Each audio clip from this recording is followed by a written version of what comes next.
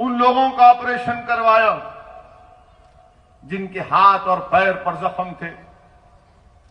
मेरे अजीज दोस्तों और बुजुर्गों, मैं उस वक्त तो ये मकसद से नहीं आया था और आज भी मेरा वो मकसद नहीं है। अगर कोई मेरी नीयत पर शक कर रहा है तो मैं उनको बताना चाह रहा हूं कि मैंने वो बुरे दिन देखे हैं, वो नजारे हमको आज भी याद हैं। अगर मैं बोलना शुरू करूं तो फजर हो जाएगी। बहुत से लोगों को हम जानते हैं, वो एक दर्दनाक दौर था, वो एक बेबसी का आलम था कि जब कोई किसी के हाथ पकड़ने को तैयार नहीं था। मैंने अपनी बहनों से उनकी दर्दनाक दास्तानें सुनी, मुझे याद है। तो अगर कोई ये कहता है कि ओवैसी अहमदाबाद या गुजरात को इसलिए आया है, तुम नहीं जानते मुझे। 2006 में बड़ौदा में एक दरगाह को खबर के साथ रोड वाइंडिंग में तोड़ दिया गया, फसाद हुआ था। मैं और उस वक्त के समाजवादी पार्टी के एमपी अबू आसिम साहब, हम दोनों यहां पर आए थे। बड़ौदा में एक याकूतपुरा इलाका है, पूछना जाकर वहां पर 10 ऐसे पेशेंट्स को ले जाकर मैंने हैदराबाद में उनका इलाज करवाया था। एक का पैर काटना पड़ा जख्मों की वजह से, तो हमने उसको मसनवी पैर लगाकर बड़ौदा भिजाया वापस। हमने काम किया, मगर जब आप हम पर उंगलियां उठाते हैं, सवाल हमसे करते हैं, तो आपका जवाब देने के लिए कह रहा हूं। यकीनन हम अकेले नहीं थे, बहुत सी फलाही तंजीमों ने काम किया। अल्लाह उन सबको सलामत रखे। मेरे अजीज दोस्तों और बुजुर्गों, एक बात आपको बताना चाहता हूं। मुझे सियासी तजुर्बा उतना नहीं है, मगर जितना भी है उस बुनियाद पर आपसे कह रहा हूं कि अल्लाह ने मुझे मौका दिया। हमारे वतन अजीज के मुख्तलिफ रियासतों में, मुख्तलिफ शहर और गांव में जाने का मौका मिला, और मैं ये बात बड़ी जिम्मेदारी के साथ कह रहा हूं। मैं पैगाम दे रहा हूं अहमदाबाद के मुसलमानों को, अहमदाबाद के, गुजरात के, अहमदाबाद के आदिवासियों को, दलित भाइयों को, बहनों को, जो कमजोर और मजलूम अवाम है, आपको पैगाम दे रहा हूं। याद रखो, जब तक आपके पास आपकी एक सियासी ताकत नहीं होगी जो कांग्रेस और बीजेपी से आजाद,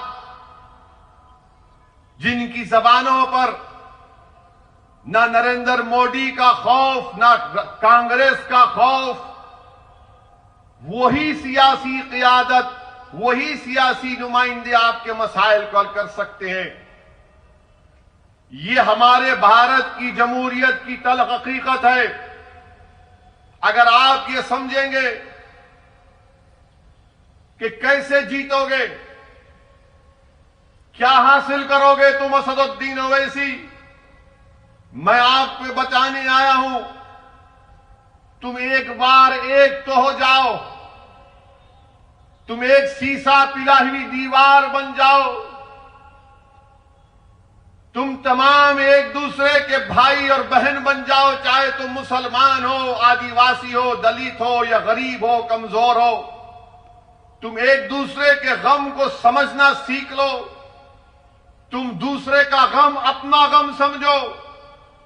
किसी के सीने में तकलीफ होती तो जरूरी है कि तुम्हारा दिल भी उसकी तकलीफ को महसूस करे।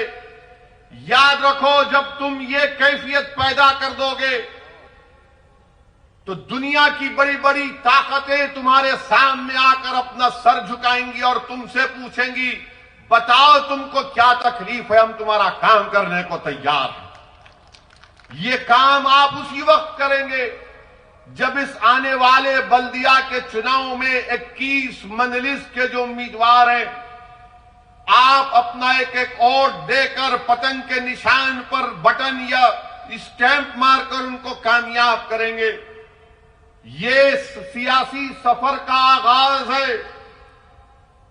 सिर्फ अहमदाबाद या गोधरा या दीगर मुकामात के बल्दी इलेक्शन तक ये सियासी सफर नहीं रुकने वाला है।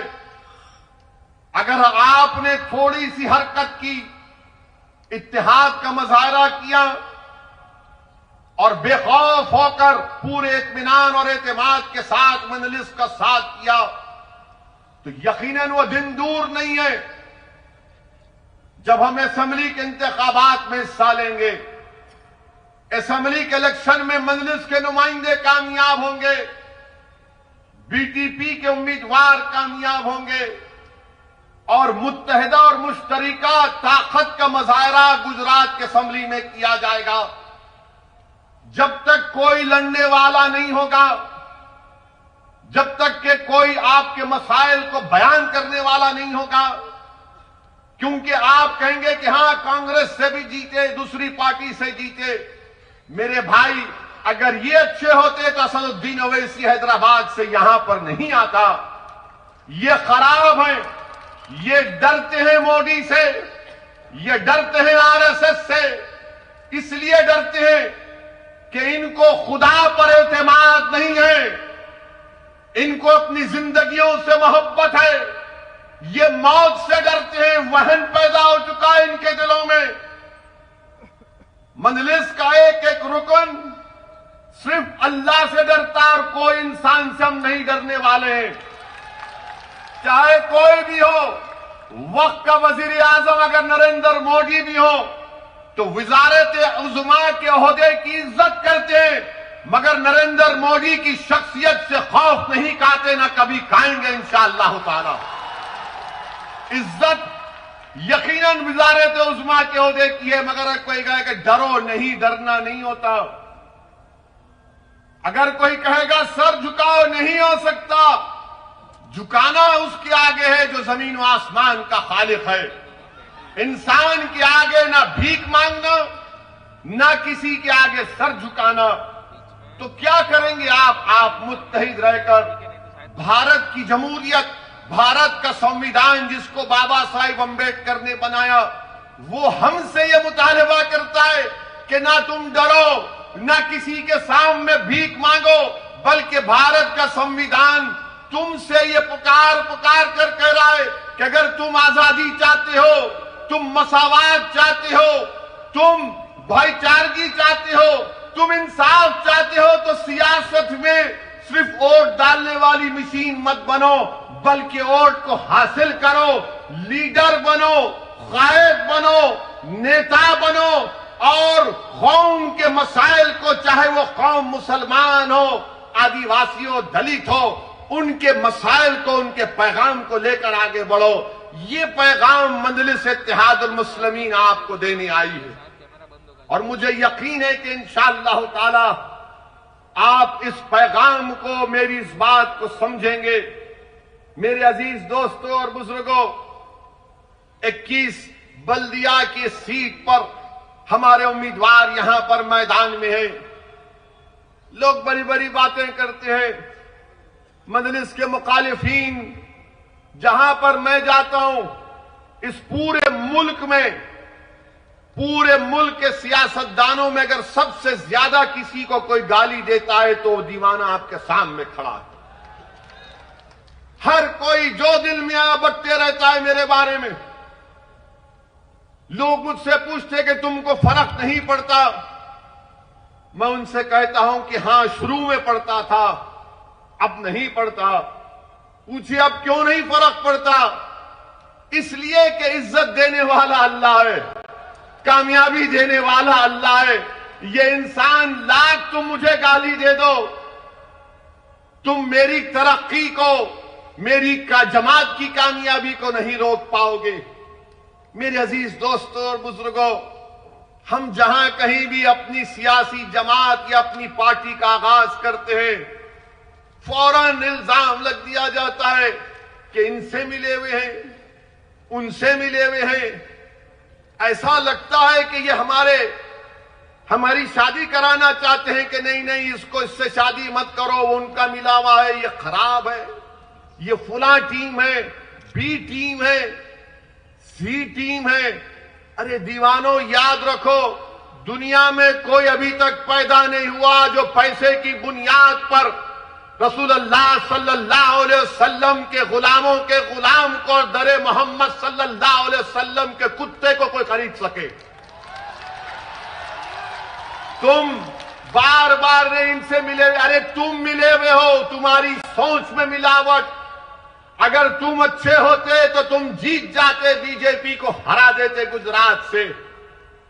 तुम में ना होश है, तुम में ना प्लानिंग है, ना तुम में कोई अंग्रेजी में जो कहते कि इंटेलेक्चुअल ऑनेस्टी है। तुम मिले हुए हो, तुम हिंदुत्व का मुकाबला हिंदुत्व से करना चाहते हो, तुम हिंदू नेशनलिज्म का मुकाबला हिंदू नेशनलिज्म से करना चाहते हो।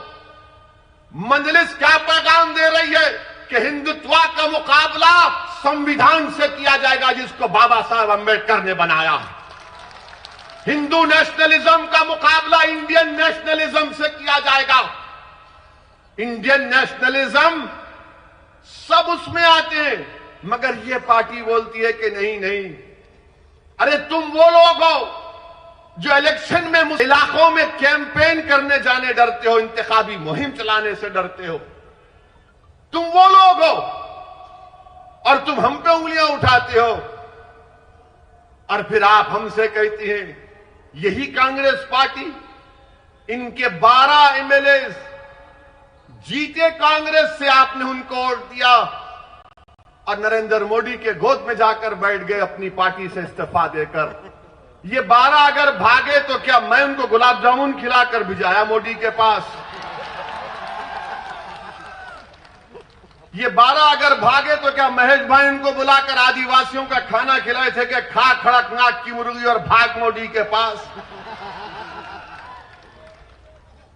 वोट आपने दिया और गाना गाते हैं मोदी का और इल्जाम लगाते मुझ पर। अरे अपने गिरेबान में आप झांक कर देख लो, बहुत गंदगी है आपके गिरेबान में, मगर गिरेबान में नहीं झांक सकते इसलिए कि आपकी गर्दन बहुत मोटी हो चुकी है। इतनी मोटी हो चुकी है कि आप ये समझते हैं कि हम इस मुल्क में हुकूमत करने के लिए पैदा हुए। वो जमाना चला गया, वो जमाना चला गया, वो जमाना नहीं रहा। आप ये भी जानते हैं कि पार्लियामेंट के चुनाव हुए 2019 में, आप तमाम में कितनों ने बीजेपी को वोट नहीं दिया? हाथ उठाइए, डरिए मत। आप दिए, उठाओ।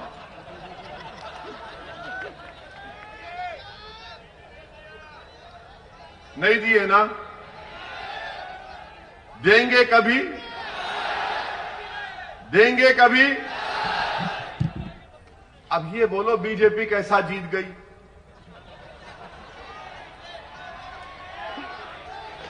कैसा जीती बीजेपी?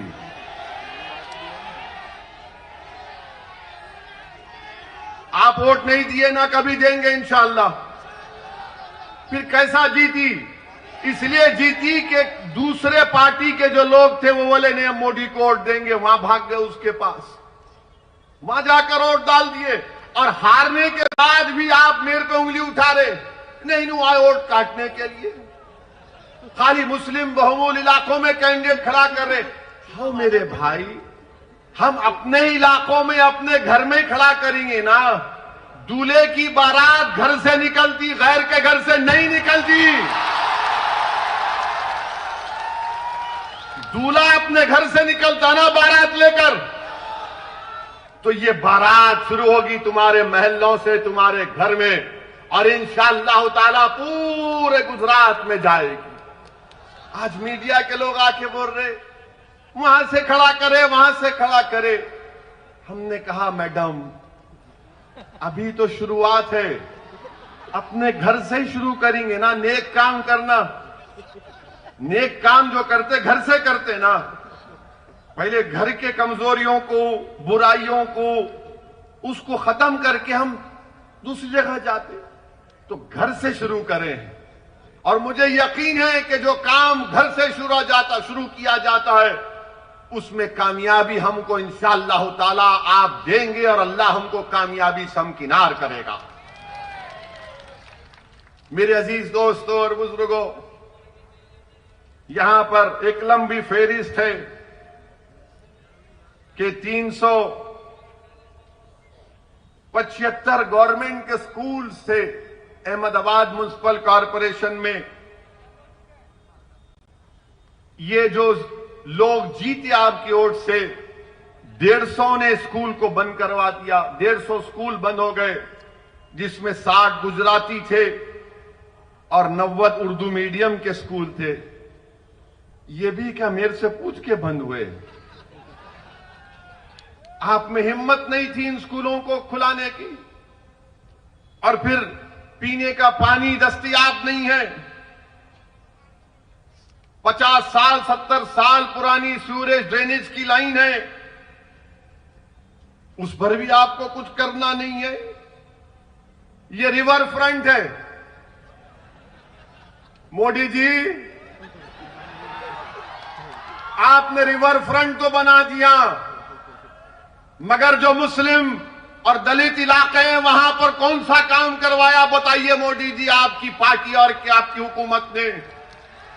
दुनिया को दिखाने के लिए रिवर फ्रंट, मगर जो मुस्लिम और दलित इलाके हैं वहां पर पीने का पानी की लाइन नहीं, ड्रेनेज लाइन नहीं, फ्लाईओवर नहीं, और ट्रैफिक में घंटों गाड़ियां रुक जाती हैं। मगर मोदी जी कहेंगे गुजरात आओ, रिवर फ्रंट देखो। हम आपसे कहेंगे आओ हमारे घर को देखो, हमारे इलाकों को देखो जहां पर दलित और मुसलमान बसते हैं। ये जो जीत कर गए, ये नहीं बोल सकते ये बात, क्योंकि इनको इजाजत नहीं है अपने सियासी बाप के खिलाफ कोई बात करने की। फिर ये पिराना इलाका है, पूरा कचरा लाकर डालते वहां पर, पूरा कचरा लाकर डालते। क्या ये बात सच नहीं है कि 28 सितंबर 2020 को टाइम्स ऑफ इंडिया अखबार की रिपोर्ट है कि 12 साला नेहा नाम की लड़की जिंदा उस कचरे के ढेर में दफन हो गई। जो बड़ी बड़ी बातें करते हैं गुजरात में ऐसा हो रहा है, गुजरात में ये हो रहा है, हो रहा होगा, मगर कचरे के ढेर में अगर एक 12 साल की नेहा डूब कर मर जाती है, अपने भाई के साथ गई, क्यों गई? वो इसलिए गई कि वहां पर खिलौने तलाश करना चाहती थी। कचरे के ढेर में नेहा 12 साला लड़की अपने भाई के लिए, अपने लिए खिलौने तलाश करना चाहती थी और अपनी जान खो दी। रिवर फ्रंट भी है और वो पिराना का कचरों का अंबार भी है। अब आपको कौन सी चीज पसंद है, आपको फैसला करना पड़ेगा। ये रिवर फ्रंट दिखने में बहुत अच्छा है, मगर मैं तुमसे कह रहा हूं नजर वहां पर नहीं, नजर घर पर रखो। नजर घर पर रखो, घर के बाहर रखो। और हम आपसे वादा कर रहे हैं कि जिताओ मजलिस के 11 कॉरपोरेटर को, इंशाअल्लाह ताला रिवर फ्रंट की तरह आपके महल्लों में तरक्की के काम कराएंगे। और अगर काम नहीं होगा और अगर सरकार काम नहीं करेगी तो असदुद्दीन ओवैसी आकर अहमदाबाद में धरना देगा, सत्याग्रह करेगा। ये गांधी की सरजमीन है। अहमदाबाद की रोड पर आकर मैं खुद बैठूंगा तुम्हारे साथ। मेरे अजीज दोस्तों और बुजुर्गों, फिर एक और इलाका मख्तमपुरा में हमारे कैंडिडेट सद्दाम हनीफ के वालिद ने बोरवेल के लिए जमीन दी, तो कांग्रेस के लोगों ने कहा नहीं, तेरी जमीन नहीं होना, हम बोरवेल लगाएंगे, उसका पैसा भी वसूल करेंगे और लोगों से पैसा लेंगे भी। हम जमीन देने तैयार सद्दाम के वालिद। ये इनका मामला है। 200 दुकानों को डिमोलिश कर दिया गया, कोई वहां पर नहीं गया। ये आपको समझना है इन चीजों को। अगर आपके नुमाइंदे कामयाब होते हैं तो आपके गम को, आपकी तकलीफ को समझेंगे, आपके लिए दौड़ेंगे, आपके लिए काम करेंगे। जब रिवर फ्रंट के लिए पैसा आए तो फिर इन गरीब मुस्लिम और दलित इलाकों में पैसा क्यों नहीं है? कोई पूछने वाला नहीं है, कोई लड़ने वाला नहीं है। मेरे अजीज दोस्तों और बुजुर्गों, इन चीज पर आपको गौर करके 21 तारीख को एक तारीखी फैसला आपको लेना है और अहमदाबाद के आसमानों में इंशाअल्लाह ताला अब आपको पतंग को पिलाना है और सिर्फ हर जगह 21 तारीख के दिन लोग ये बता देना कि हां, हमारे मोहल्लों में, हमारे घर में, हमारे इलाकों में सिर्फ पतंग ही पतंग चल रही है, दूसरा कोई वहां पर नजर नहीं आना चाहिए। मेरे अजीज दोस्तों और बुजुर्गों, मैं एक बात शुरू में कहना चाहता था जो जहन से निकल गई। मैं अल्लाह से दुआ करता हूं कि उत्तराखंड में जो सैलाब आया है धौली गंगा नदी में, जिससे कई लोग अभी भी फंसे हुए हैं, हम अल्लाह से दुआ करते हैं कि उत्तराखंड में अल्लाह वो तमाम लोग जो उस सैलाब में फंसे, अल्लाह उन तमाम को राहत दे, अल्लाह उनकी जानों को बचाए। और हम अल्लाह से दुआ करते हैं कि अल्लाह जल्द से जल्द उनको उस तकलीफ और मुसीबत से निजात दे। मेरे अजीज दोस्तों और बुजुर्गों, एक और बात जो बीजेपी की गवर्नमेंट कहती है कि हमने गुजरात में ऐसा कर दिया, वो कर दिया। गुजरात की हाई कोर्ट 5 फरवरी को एक केस आया और उस केस में गुजरात हाई कोर्ट के 2 जजेस ने क्या कहा, मैं वो कारोबार करने वालों से कह रहा हूं जो बिजनेस करते हैं, माहिर हैं कारोबार में गुजराती भाई हमारे। गुजरात हाई कोर्ट में एक भारत एसिड एंड केमिकल एक केस गया जिसमें इस भारत एसिड एंड केमिकल के मालिक ने कहा कि मुझको जीएसटी के लोगों ने मुझे डराया, धमकाया और मुझसे कहा कि तुझको 9 करोड़ रुपए भरना पड़ेगा जीएसटी, और 33 घंटे उसको रोक के रख लिए। 8 दिन उसके घर में बैठे रहे। वो गुजरात हाई कोर्ट को गया तो गुजरात हाई कोर्ट के 2 जजेस ने कहा कि हां, ये कोई ताज्जुब की बात नहीं है कि सबसे ज्यादा जीएसटी गुजरात में कलेक्ट होता। ये गुजरात हाई कोर्ट का जो लाइव लॉ वेबसाइट में रिपोर्ट हुआ है, 33 घंटे उसको रोक के रख लिए और उससे कहे कि तुम 9 करोड़ रुपए जमा कराओ। मोदी जी, ये कैसे हो रहा है गुजरात में? जीएसटी के नाम पर डराया जा रहा है, कारोबार करने वालों को कमजोर किया जा रहा है। ये गुजरात का, अब आप आ जाइए, बहुत लंबा रिकॉर्ड है इन लोगों का। एक और रिकॉर्ड है माशाअल्लाह, आपको जानकर गम होगा कि जो बच्चों में एनीमिक होते हैं, जिसमें खून की कमी होती है, जो 6 महीने से 5 साल के बच्चे गुजरात में, 6 महीने से 5 साल, खुद मोदी हुकूमत की रिपोर्ट अब भी आई, नेशनल फैमिली हेल्थ सर्वे 5, ये कहती है कि 80% गुजरात में 6 महीने से 5 साल के बच्चों में खून की कमी, एनीमिक। बताओ मोदी जी, ये कैसे हो रहा है? तो मोदी जी बोलेंगे, मैं छोड़ के चला गया ना, इसलिए हो रहा है। हो सकता भाई मजाक, मोदी जी खुद बोले कि कभी कभी ह्यूमर करना चाहिए, मजाक करना चाहिए, सीरियस मत लीजिए संघ परिवार वालों।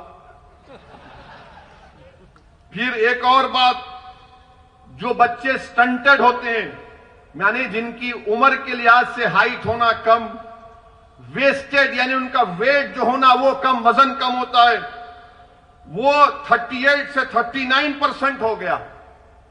गुजरात तरक्की कर रहा है। जो हमारी बहनें जिस उम्र में आकर बच्चे पैदा करती हैं, 65% वो महिलाओं को एनीमिक है, खून की कमी है। गुजरात तरक्की कर रहा है। अच्छा, ये बोलते हैं कि वर्क पार्टिसिपेशन रेट कितना है मुसलमानों का? 61% है। कितना है हमारे हिंदू भाइयों का? 71% है। ये गवर्नमेंट ऑफ इंडिया का रिकॉर्ड है, मैं नहीं बनाया हूं। मैं संघ परिवार और बीजेपी से पूछना चाहता हूं, ये डिफरेंस क्यों है वोट पार्टिसिपेशन रेट में? मुसलमानों का भी 71% होना चाहिए ना, क्यों नहीं करते आप? इसलिए नहीं करते कि कोई लड़ने वाला नहीं है, कोई पूछने वाला नहीं है। अच्छा, आपको मालूम कितने मुसलमान मैट्रिकुलेशन करते हैं गुजरात में? 26% खाली। इसका जिम्मेदार मैं हूं। जिसको आपने वोट दिया, पूछो उनसे कि 26% मैट्रिकुलेशन करेंगे। और फिर एक सेग्रीगेशन इंडेक्स है। पूरे भारत में अगर हिंदू और मुसलमान अलग रहते हैं तो अहमदाबाद में रहते हैं। क्यों रहते हैं बताओ? क्या मैंने कहा मिलाओ ना मोदी जी? क्यों नहीं मिलाते आप? यह सेग्रीगेशन इंडेक्स कहता है।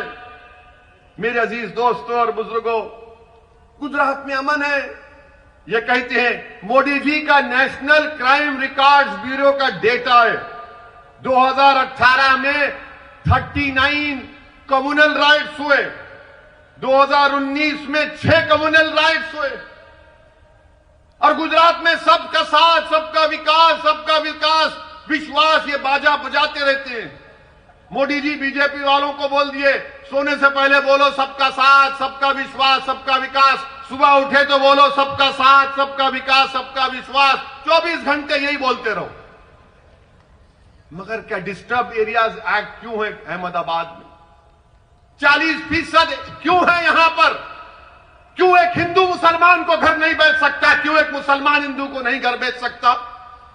क्यों मुझे कलेक्टर से परमिशन लेना पड़ता? मेरी जायदाद है, मेरे बाप का घर है, मेरी मां का घर है। तुम कौन होते मुझे बोलने वाले किसको बेचूं या ना बेचूं? डिस्टर्ब एरियाज एक्ट लगा दिए। मैं अपना घर नहीं बेच सकता, कलेक्टर के पास जाकर भीख मांगना पड़ता है। यह संविधान के खिलाफ है डिस्टर्ब एरियाज एक्ट। हमारे दोस्त वकील अब्दुल हकीम केस डाले हाई कोर्ट में कि संविधान के खिलाफ है, राइट टू इक्वालिटी के खिलाफ है, राइट टू लाइफ के खिलाफ है। यह प्राइवेसी जजमेंट आया सुप्रीम कोर्ट का, उसके खिलाफ है। मगर डिस्टर्ब एरियाज एक्ट, कलेक्टर से अगर मैं तोहफा भी दे रहा हूं तो नहीं दे सकता हूं, गिफ्ट भी नहीं दे सकता हूं। आप कौन होते भाई? मगर यह सरकार जो बड़ी बड़ी बातें करती हैं, इनका काम सिर्फ बकवास करना, अवाम के दरमियान में नहीं रहना, कुछ काम काज नहीं। मेरे भाई, मैं आपसे अर्ज कर रहा था कि जो लोग लड़ते हैं, जो लोग जद्दोजहद करते हैं, उन्हीं की बात सुना जाता है। आप बोलेंगे क्या, किसकी मिसाल दो? इसकी मिसाल ये है, इसकी मिसाल वो किसान है जो 2.5 महीने से पंजाब और हरियाणा के बॉर्डर पर बैठा हुआ है।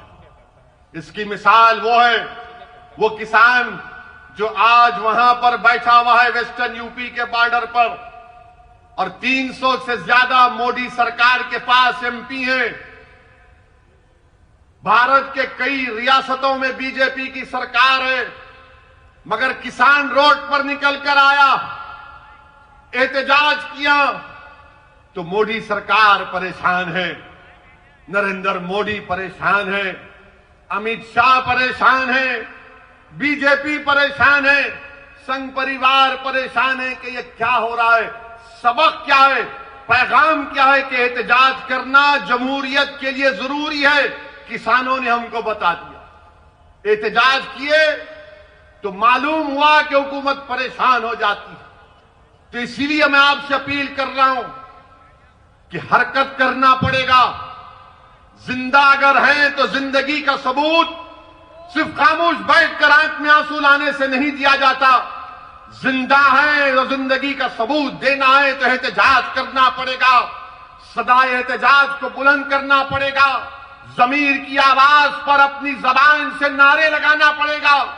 अगर दिल जलता है तो अपनी जबान पर लाकर हुकूमत के ऐवानों में बताना पड़ेगा। नाइंसाफी नजर आती है तो नाइंसाफी का जमहूरी तरीके से खात्मा करना पड़ेगा। हक चाहते हो तो याद रखो, सिर्फ पुकारने से कोई हक नहीं देता कि मेरा हक दे दो, हक दे दो। हक को लेना पड़ता है। अगर कोई इख्तियार की कुर्सियों पर बैठकर तुमको तुम्हारा हक नहीं देता तो जमहूरियत तुमको इस बात की इजाजत देती है कि उन जालिमों से अपना हक छीनो और संविधान को और जमहूरियत को मजबूत करो।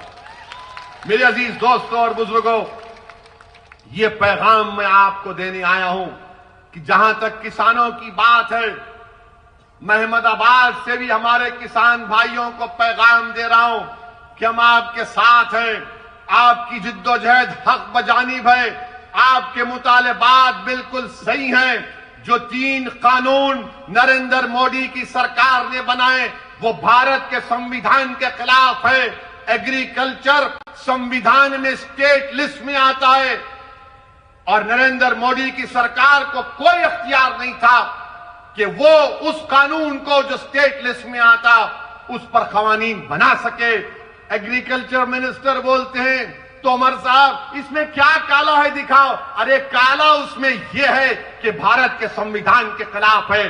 जो कानून बनाने का इख्तियार आपको नहीं है, आप कैसे बनाए हो कानून। अब जो किसान एहतजाज कर रहे तो बोले ये खालिस्तानी है क्योंकि वो पर सिख है। वो खालिस्तानी हो गया वो किसान जो घंटों खेत में रहता है, फसल उगाता है ताकि आप और हम खा सकें, वो खालिस्तानी हो गया। आदिवासी दलित नक्सल हो गया, मुसलमान जिहादी हो गया। अब बचे कौन? बचे खाली मोदी जी, वही दूध के दूल्हे हैं, हम सब गुनाहगार। कोई है ही नहीं ना।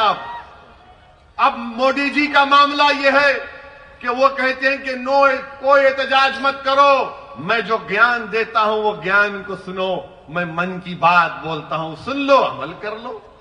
मोदी जी, मन की बात सुनने से गरीब का पेट नहीं भरता। मन की बात सुनने से किसानों का गम दूर नहीं होगा। मन की बात सुन सुन के हम बोर हो चुके हैं। अब आप किसानों की मन की बात समझो। अगर मोदी जी इंसाफ करना चाहते हैं, वो खुद कहते हैं कि मैं गुजरात की गरीब परिवार से उठकर आया हूं। अगर आप गरीबों का गम समझते हैं तो अपने घर में उन किसानों को बुलाइए। जिस तरह आपने बराक ओबामा को बिठाकर अपने हाथ से चाय पिलाकर ओबामा को दिया, अच्छा किया, मेहमान था।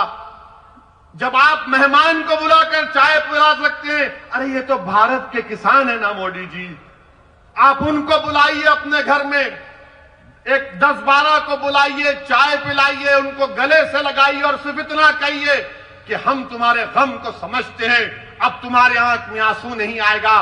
देखो वो किसान आपको अपने गोद में बिठा लेगा, अपने सर पर बिठा लेगा।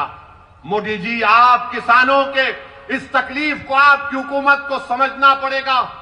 लोग मुझसे सवाल करते हैं कि वो किसान का नेता रोया तो पूरे किसान जज्बात में आ गए।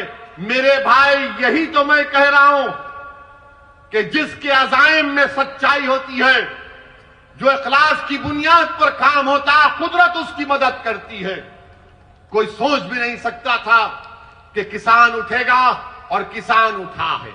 अच्छा, ऐसा उठा है कि नरेंद्र मोदी की सरकार किसानों को रोकने के लिए कीले लगा दिए, कीले लगाए। पुलिस का काम, लॉ एंड ऑर्डर का, पुलिस हाईवे खोद रही है, दिल्ली पुलिस हाईवे खोद के कीले लगाए और पुलिस वालों को वो लंबे लंबे क्या बोलते हो, वो आयरन के रॉड दिए। मोदी जी, आपसे एक अपील कर रहा हूं, बुरा मत मानिए। अगर यही कीले आप लद्दाख में लगा देते तो चीन की फौज नहीं आती। यही आप खोद के रख देते तो गलवान में PP-18 पे आज भी हम जाकर अपनी फौज को भिजा सकते थे। मोदी जी, वहां पर कीले नहीं लगाए आपने। क्यों नहीं किया आपने? लद्दाख में 18 भारत के सेना के लोग शहीद हो गए। प्रधानमंत्री, अगर 56 इंच का सीना है तो चीन को सबक सिखाना था। अब चीन क्या कर रहा है? 1000 स्क्वायर किलोमीटर जमीन जो भारत के एलएसी में चीन कब्जा करके बैठा है। और मोदी जी बोलते हैं भाइयों बहनों, सबका साथ, सबका विश्वास, सबका, ना कोई था ना कोई रहेगा। 1000 स्क्वायर किलोमीटर पर चीन की फौज भारत के एलएसी की जमीन पर बैठी है। अरुणाचल प्रदेश में गांव बसा दिए भारत की जमीन पर। सिक्किम में नटकुला में चीन की फौज। मोदी जी दिखाइए ना। तो मोदी जी अपनी जबान से वजीर आजम चाइना का नाम नहीं ले, सबका नाम ले लेंगे, सबको नाम रख देंगे, मगर चाइना का ही नाम नहीं लेते। अब मैं वजीर आजम से कह रहा हूं कि मैं अहमदाबाद से इस रिवर फ्रंट के सामने खड़े होकर जिस मुल्क का नाम हमारा वजीर आजम लेने से डरता है, हम कह रहे हैं कि चीन चाइना की पीएलए भारत की 1000 स्क्वायर किलोमीटर पर कब्जा करके बैठी हुई है। प्रधानमंत्री अपनी जबान से चाइना का नाम लो। क्यों नहीं लेते चाइना का नाम आप? कोई पूछेगा 1000 स्क्वायर किलोमीटर कहां से आया? हिंदू अखबार लिखा, मेरा अखबार नहीं है, मेरे ससुरे का नहीं है। और वैसे भी एक ही शादी करा हूं, वो गलतफहमी मत रही है। और अल्हम्दुलिल्लाह घर में है हमारी बेगम, है, साथ रहते हम। समझे ना? समझ गए ना? अक्लमंद को इशारा काफी। कितना हंस रहे देखो चीचा। अंकल बेगम का नाम लिए तो हाँ, बात हो रही ना, याद आते, हमको भी याद आते। घर जाना है ना। आप बताइए, चीन का नाम ही नहीं लेते। और बीजेपी के लोग हम वो कर देंगे, वो बर्दाश्त नहीं करेंगे, ये कर देंगे, फुला कर देंगे। अरे तुम कुछ भी नहीं कर रहे ना, कुछ तो करो प्यारे। खाली टीवी चैनल पर आकर बैठकर दे लंबा लंबा छोड़ते, ओ लंबा लंबा। एक जोक बोलता हूं, बुरा मत मानिए, जोक है। मोदी जी भी मन की बात में बोले कभी कभी ह्यूमर होना चाहिए। तो मोदी जी सऊदी अरब गए। सऊदी अरब, सुन ली, याद है? बोलूं? बोल। तोप को देखे रियाद में, पुरानी तोप रियाद में थी। हमारे वजीर आजम हर चीज को बड़ा गहराई से देखते हैं। गोल गए। जोक है, सच्चाई नहीं है, लिटिल ह्यूमर, लाइटर वेन में। तो वहां पर जाकर प्रधानमंत्री ने उस अरब शेख से पूछा कितना फेंकती?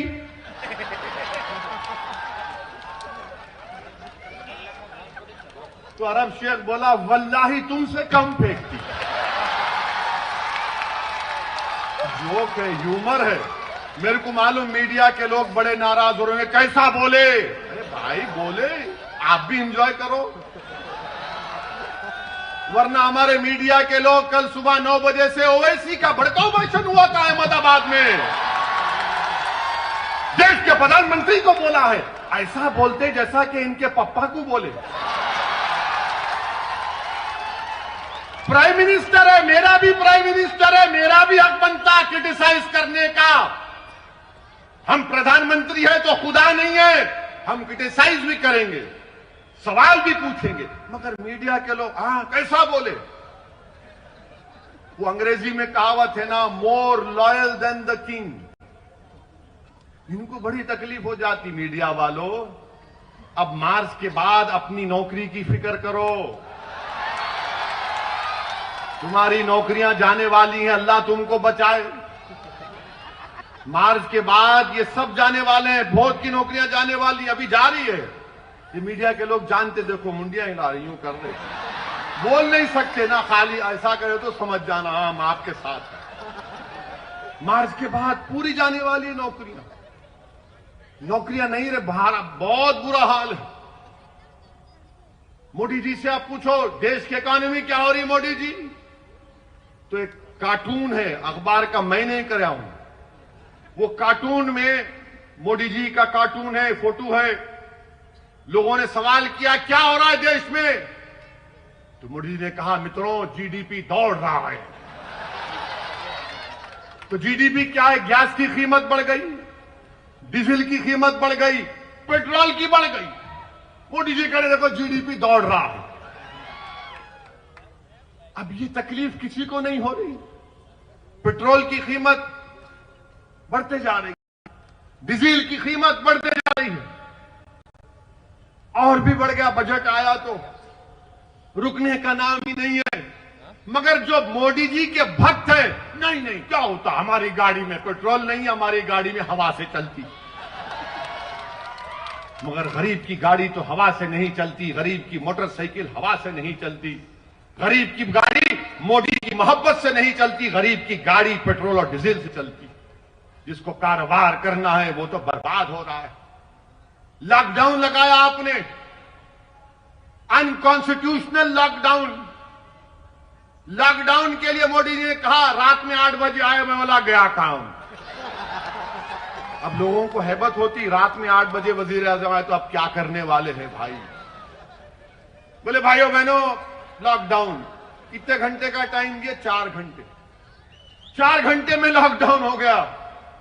और लॉकडाउन लिफ्ट करने के लिए मोदी सरकार देती है आपको 8 दिन का टाइम। लॉकडाउन लगा, गरीब पिट गया, बर्बाद हो गया गरीब, नौकरियां चले गई, कारोबार बर्बाद हो गया, भूखमरी के शिकार हो गए लोग। आपको मालूम इनफॉर्मल सेक्टर में भारत में 10 करोड़ नौकरियां चले गई, करीब 25-30 लाख फॉर्मल सेक्टर की तनख्वाहें लोगों की कम हो गई। मगर कोई बोलता ही नहीं है ना। क्यों नहीं बोलते तुम, ये बात बताओ हमको। हम क्यों बोले, तुम क्यों नहीं बोलते? तुम्हारी जबानें क्यों रुकी हुई हैं बताओ। और पूरे मुल्क में कोरोना चल रहा, लॉकडाउन आपने गलत किया। जनवरी के आखिरी हफ्ते में पहला कोरोना का पेशेंट केरला में आया, इटली से आए थे। जब पूरा कोरोना बढ़ गया तो देखे किसको बलि का बकरा बनाओ, तबलीगी जमात को बना दिया। क्या कहा, ये तबलीगी जमात के लोग कोरोना जिहाद कर रहे। माशाल्लाह मोदी जी, आपके लोगों ने तो कोरोना को भी कलमा पढ़ा दिया, अशहदु अल्ला इलाहा इल्लल्लाह व अशहदु अन्ना मुहम्मद रसूलुल्लाह। माने कोरोना को भी आपने मुसलमान बना दिया। क्या दिमाग है आप लोगों का, माशाअल्लाह। अल्लाह नजर बद से बचाए, ये दिमाग और बढ़ता रहे। तबलीगी जमात के लोगों को ले जाकर पकड़ पकड़ कर वहां डाल, यहां डाल, और टीवी पर तो माशाअल्लाह रोज टीवी। ये तबलीगी जमात के लोग किए, इन्होंने कोरोना फैलाया, इनकी वजह से कोरोना फैला।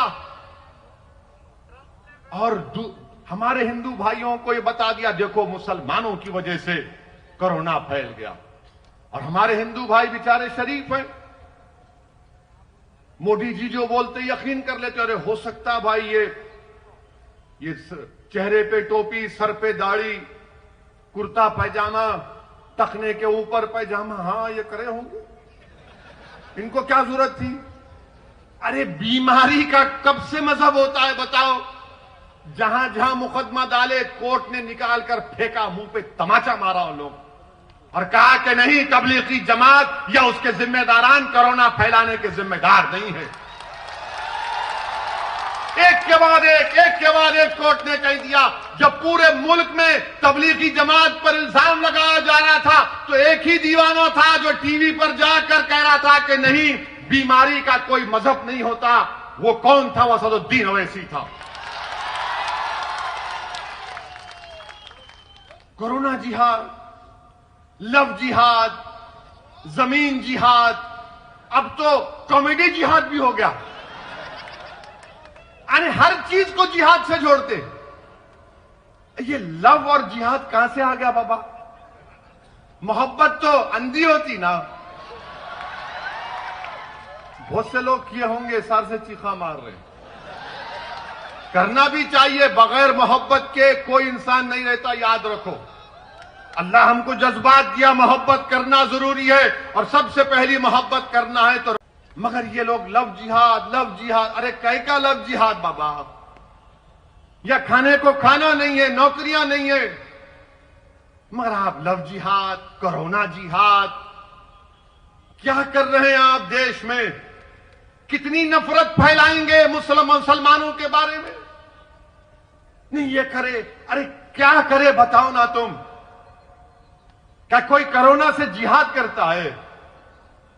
लखनऊ में आंध्र प्रदेश की एक जमात गई, जिसमें हमारी एक बहन थी, ले जाकर एक कॉलेज में बंद कर दिए, हामिला थी। वो कह रही है कि देखो मुझे बच्चा हो सकता है, पानी छूट रहा है। आकर धक्का दिए, उसका हमल साकित हो गया। बताओ आप, कई वाकयात है। किसी एक रियासत में एक बच्चा गया, उसको हर पूरे लोग टीवी पर देखकर बोले तू तबलीग का है, तबलीग का है। वो बेचारा तंग आकर खुदकुशी कर लिया। आप बताइए देश कहां जा रहा है? कितना आप नफरत फैलाएंगे? मोदी जी, मैं आपसे एक मोटा सवाल कर रहा हूं, आपकी सरजमीन में खड़े होकर। चाइना आज इस वक्त चाइना की फौज 2020 में क्यों भारत में घुसी? मोदी जी, कभी आपने सोचा? क्योंकि चाइना जानता है कि भारत के लोगों में दिल मिले हुए नहीं है। लव जिहाद चल रहा है, कोरोना जिहाद चल रहा है, एक दूसरे पर इल्जाम लगाए जा रहे हैं। सरकार देश की सरहदों की हिफाजत करने की बजाय देश की जनता में नफरत फैला रहे। तो चाइना घुस गया, मौका अच्छा है। इस पर कोई बात नहीं करेगा, कोई नहीं पूछेगा। हद तो यह हो गई कि एक लड़के को मध्य प्रदेश के जेल में उसको सुप्रीम कोर्ट ने बेल दिया। जेलर नहीं छोड़ता उसको। ये मीडिया की रिपोर्ट है, सब्जेक्ट टू करेक्शन। मीडिया ने कहा कि सुप्रीम कोर्ट के जज को जेल को फोन करके कहना पड़ा कि अहमको, मैंने बेल दिया, इसको छोड़ो। ये हमारे देश का हाल है। मेरे अजीज दोस्तों और बुजुर्गों, मैं आपको ये पैगाम देने आया हूं कि आपको अपने हिम्मत और हौसले को बुलंद रखना पड़ेगा।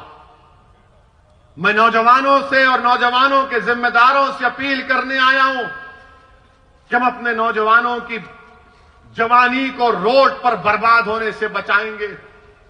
हम अपने नौजवानों को जेल की सोबतों से बचाएंगे। ये नहीं हो सकता संघ परिवार वालों कि हमारे बच्चों की जवानी रोड पर बर्बाद हो जाए या जेल में सड़ जाए और आपके बच्चे अमेरिका जाकर अपनी जिंदगी को अच्छा बना लें। अब जवानी को बचाएंगे, उसको एक सही राह पर लेकर जाएंगे, जीने के मकासद समझाएंगे, जिंदगी उसूल पर गुजारने की तरगीब करेंगे। अब ये नहीं हो सकता संघ परिवार के लोगों कि हमारी बच्चियों को तहफ्फुज ना मिले, उनको तालीम ना मिले और किसी और की बच्ची तालीम भी हासिल करे और तहफ्फुज भी मिले। अब हम अपनी बच्चियों को तहफ्फुज भी पहुंचाएंगे, तहफ्फुज भी फराहम करेंगे, उनको तालीम याफ्ता भी बनाएंगे। ये उस वक्त होगा मेरे अजीज दोस्तों और बुजुर्गों, जब आप मुत्तहिद रहेंगे, जब आप मुत्तहिद रहेंगे, अपने के वोट को समझकर इस्तेमाल करेंगे और तभी जाकर आपको कामयाबी मिलेगी। मेरे अजीज दोस्तों और बुजुर्गों, लोग पूछेंगे कि अगर साबिर की क़यादत में छोटू भाई वसावा के साथ मिलकर कामयाबी मिल जाती है तो क्या होगा? मेरे भाई, कामयाबी अगर मिलेगी ना तो कभी पार्लियामेंट को देखना हम दोनों को। 540 के ऐवान में 2 ही दीवाने बैठते हैं, बाकी के सब अक्लमंद हैं। और जब दोनों में से कोई एक खड़ा होता है तो सबके दिलों की धड़कन बढ़ जाती। क्या बोलेगा ये, देखो क्या बोलेगा ये, क्या बोला? मेरे भाई, वो मिजाज पैदा करना है। जब ट्रिपल तलाक का कानून आया तो किसने दस्तूर आईन के हवाले देकर बताया कि कानून खिलाफ है, दस्तूर के खिलाफ है? अब आपने देख लिया ना, दुनिया ने देख लिया कि मैं जब कह रहा था कि शादी एक सिविल मैटर है, उसमें क्रिमिनल कानून नहीं लगाया जा सकता, तो ये नाम निहाद जो लिबरल किस्म के लोग हैं, अरे आप क्यों जुल्म कर रहे हैं मुस्लिम औरतों पर? अरे मेरे भाई, मेरी बहन, मैंने कहा शादी जो है इस्लाम में कॉन्ट्रैक्ट है, जन्म जन्म का साथ नहीं है, कॉन्ट्रैक्ट है। इसमें क्रिमिनल कानून कैसा लेकर आते आप? मगर अब क्या हुआ, लव जिहाद का कानून बना दिए, और यह कानून ये बना दिए कि अगर कोई लव जिहाद के जरिए शादी करता है तो 5 साल 10 साल की सजा उसमें। अब मेरे को आके बोल रहे नहीं ओवैसी, आप सही कहे थे। मैंने कहा फायदा क्या है नुकसान पहुंचाने के बाद, आज आप आकर कह रहे हैं।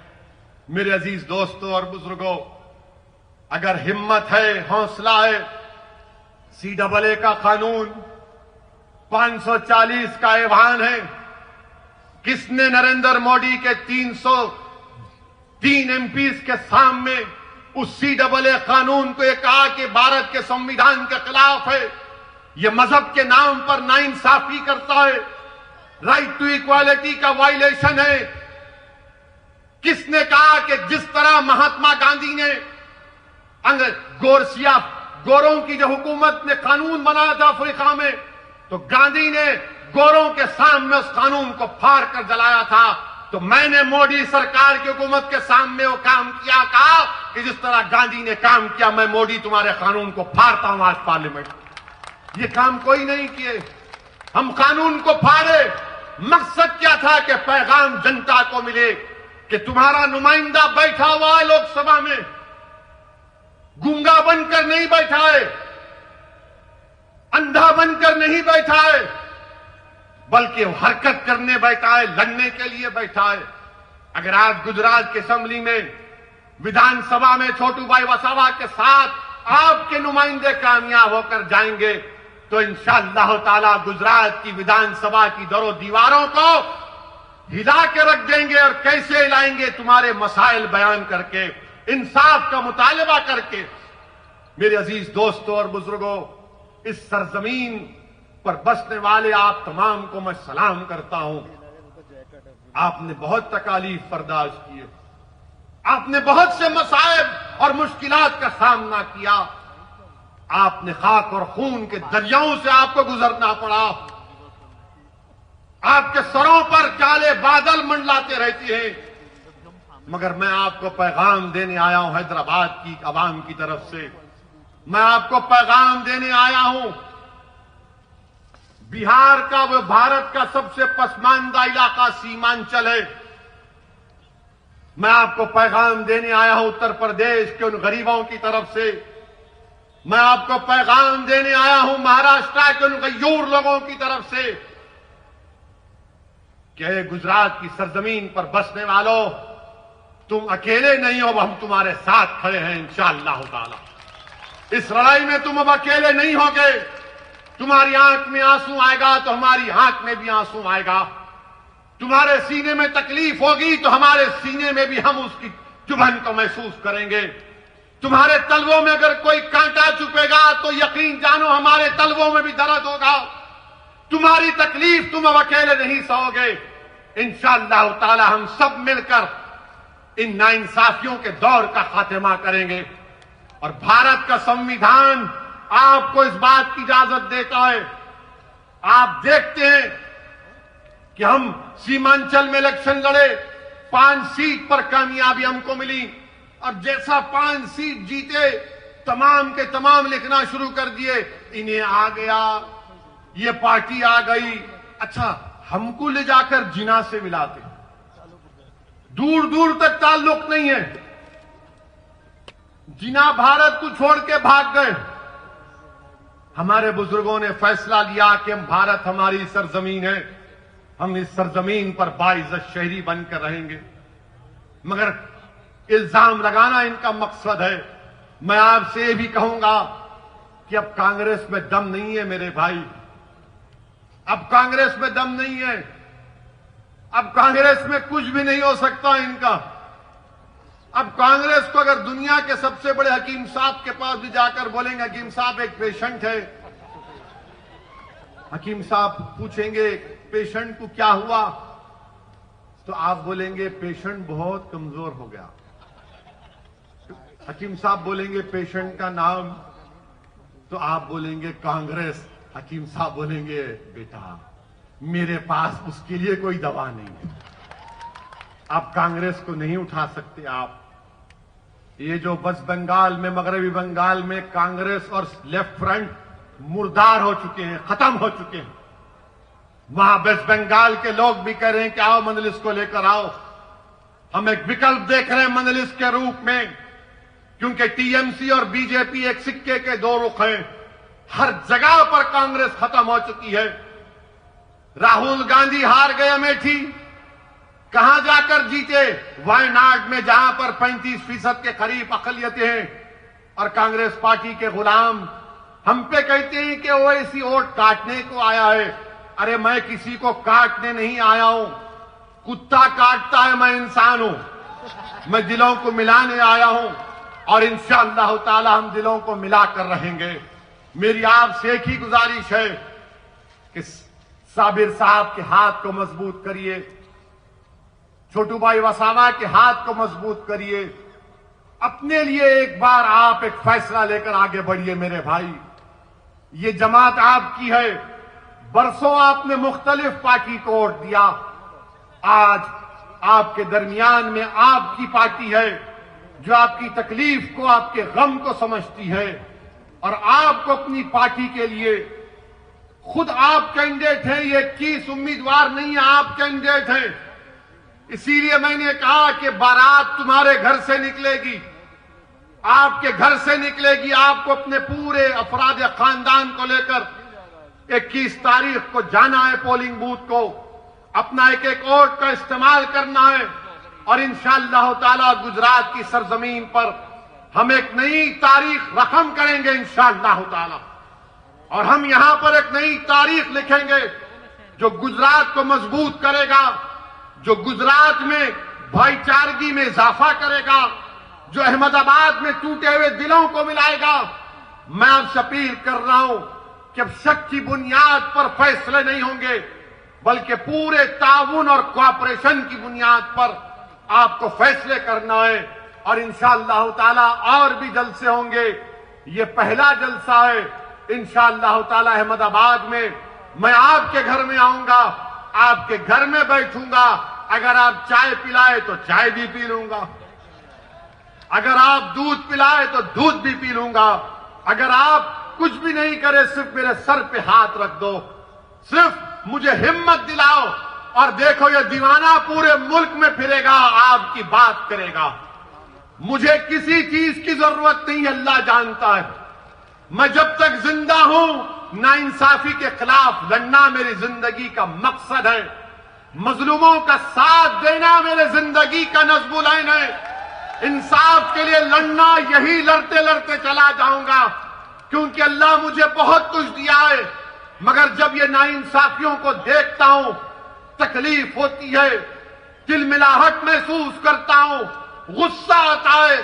मगर मेरे अजीज दोस्तों और बुजुर्गों, अब इस गुस्से को जमहूरी तरीके से हमको अपने मुकद्दर के फैसले करना पड़ेगा। मजलिस का साथ दीजिए, पतंग के निशान पर बटन दबाइए और 21 तारीख के दिन नौजवानों पतंग लेकर खींच मारते हुए जाना हर चीज को। कोई इंशाअल्लाह ताला आपकी ताकत, आपके जज्बे के खिलाफ कोई सामने नहीं ठहरेगा। शुक्रिया। वाखिर दावाना अल्हम्दुलिल्लाहि रब्बिल आलमीन।